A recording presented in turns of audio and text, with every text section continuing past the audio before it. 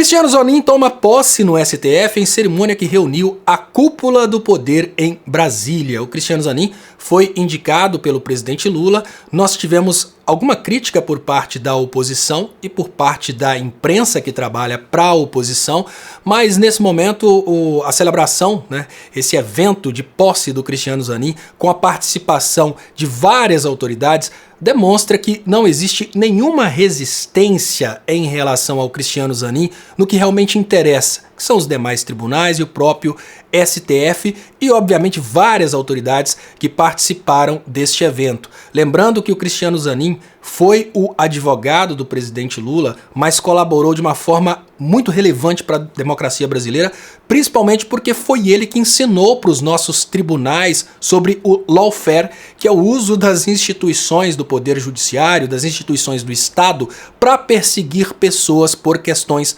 políticas. Se não fosse o Cristiano Zanin, talvez a gente não teria tido esse processo democrático de 2022, talvez a gente não teria tido realmente eleições limpas em 2022, porque foi através das publicações do Cristiano Zanin que o STF principalmente ficou entendendo como funciona o lawfare, que é a perseguição política que o Lula e outras pessoas da esquerda sofreram. O lawfare, ele é muito destrutivo porque ele persegue uma ideologia. O lawfare é o que faz, por exemplo, com que policiais ataquem campanhas da esquerda, como aconteceu no metrô em relação à campanha do PSOL.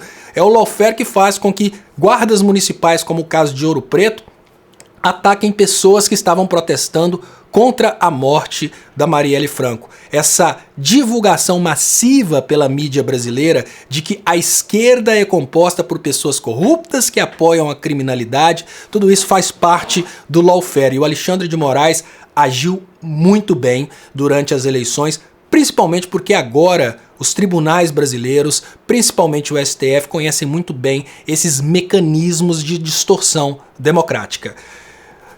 E o grande Florestan Fernandes trouxe exatamente isso em um artigo: Zanin, o lawfare e a vitória da democracia.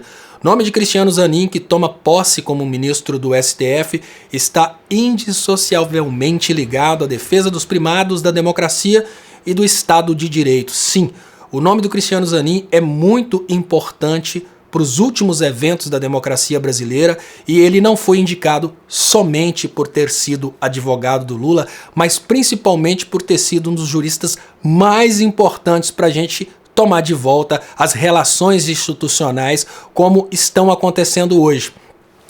O Zanin integrará a primeira turma do STF, distante das ações da Lava Jato. Essa notícia joga por terra todos os argumentos da oposição contra a indicação do Zanin, porque segundo a oposição, o Zanin seria indicado ao STF para distorcer os processos da Lava Jato. O Moro fez muitas perguntas a respeito disso, só que o Zanin não estará na turma que julga a Lava Jato. Claro, os progressistas adorariam ver o Zanin julgando os processos da Lava Jato, na turma da Lava Jato, mas o conveniente jurídico é mais importante do que a nossa diversão. Então perdemos por causa disso. Nas palavras do Lula, tô feliz, diz Lula sob posse de Zanin no STF. Mas tivemos posições divergentes que tomaram muita pancada nas redes. Folha é massacrada na internet depois de usar a expressão amigo de Lula em referência a Zanin. Na avaliação de um internauta, abre aspas, a mídia liberal está polvorosa, fecha aspas, com a posse de Cristiano Zanin Martins no STF. Sim, a mídia liberal está extremamente desesperada, principalmente porque essa mídia liberal, ela apoiou o Sérgio Moro.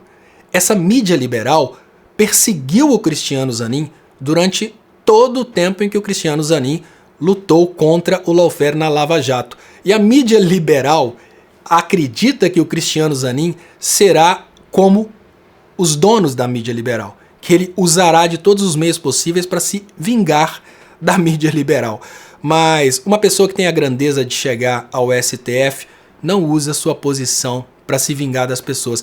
A prova disso é o Lula, que chegou à presidência da República e não está se vingando dos seus algozes, muito pelo contrário, ele está conseguindo despertar a ira dos seus algozes através de movimentos bons, como por exemplo, levar as empregadas domésticas para os aeroportos. Só isso é suficiente para derrubar de vez a moral dos perseguidores do progressismo. Alckmin diz que Zanin tem comprovado o saber jurídico e vai zelar pela integridade da nossa Constituição. E nesse momento eu falo com vocês como é importante ter o saber jurídico e zelar pela integridade da Constituição, porque nós temos juristas em tribunais superiores, inclusive no STF, que apesar de terem um notável saber jurídico, eles não zelam pela Constituição. Eles usam esse saber jurídico para manobrarem contra os interesses constitucionais. E temos inclusive ministros liberais dentro do STF, mas faz parte, isso é a democracia. No tempo em que o presidente Lula indicou ministros é diferente do tempo em que o Fernando Henrique, por exemplo, e o Collor de Mello indicaram ministros. PM de Tarcísio não usou câmeras na chacina que matou negros inocentes em Guarujá. Nós estamos vivendo um momento em que é preciso admitir que o Tarcísio está fazendo uma grande campanha política através da morte das pessoas, estão divulgando nas emissoras de televisão a operação policial como sendo um ato heróico da polícia que está lutando contra os bandidos de São Paulo.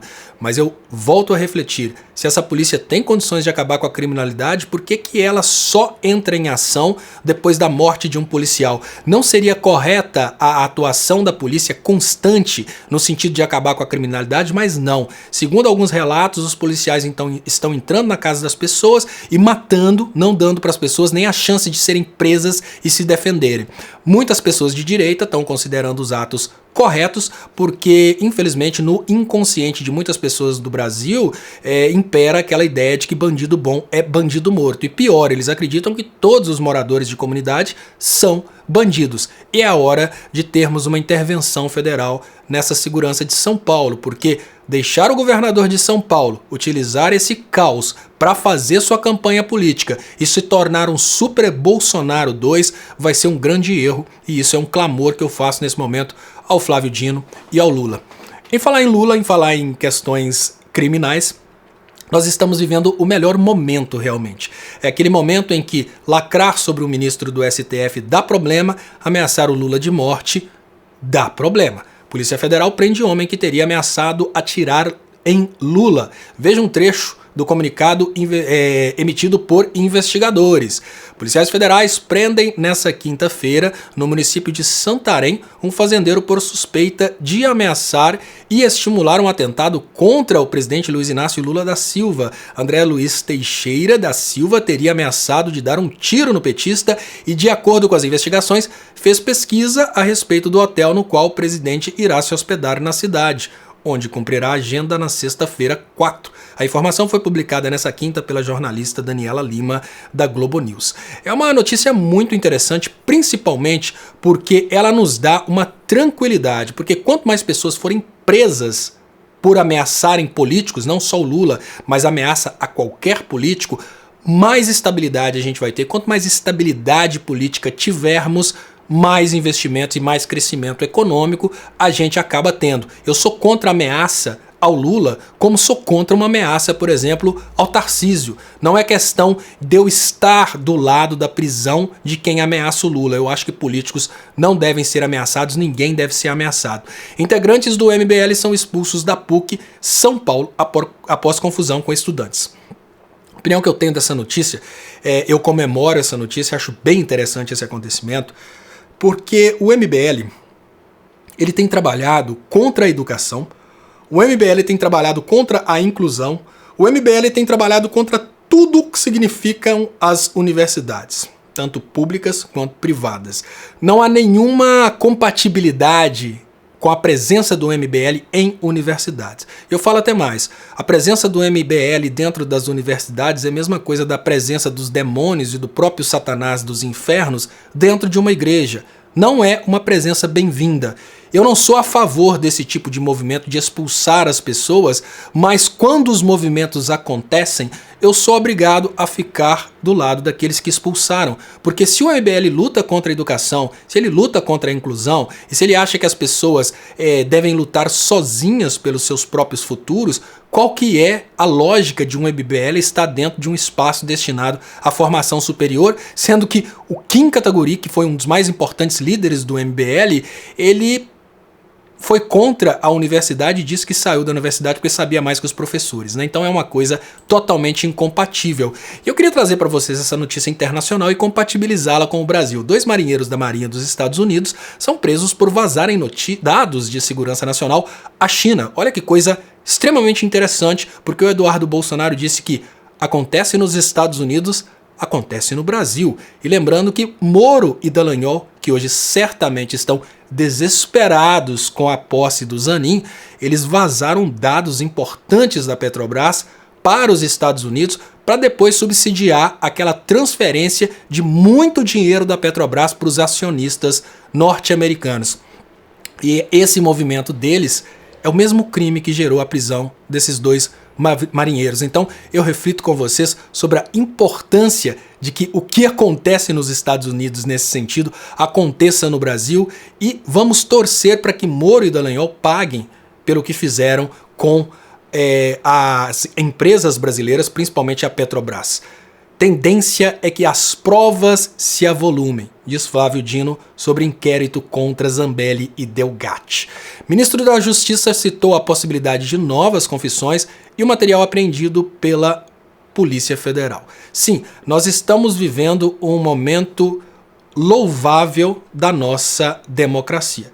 Nesse momento, as pessoas que atentaram contra as urnas eletrônicas, contra o processo democrático brasileiro, elas não vão continuar na política. Carla Zambelli vai cair. E esse processo que está rolando, essas investigações, conectam a Carla Zambelli e o próprio Bolsonaro ao caso das tentativas de invadir as urnas eletrônicas, descredibilizar o sistema eleitoral brasileiro e as invasões cometidas no Conselho Nacional de Justiça.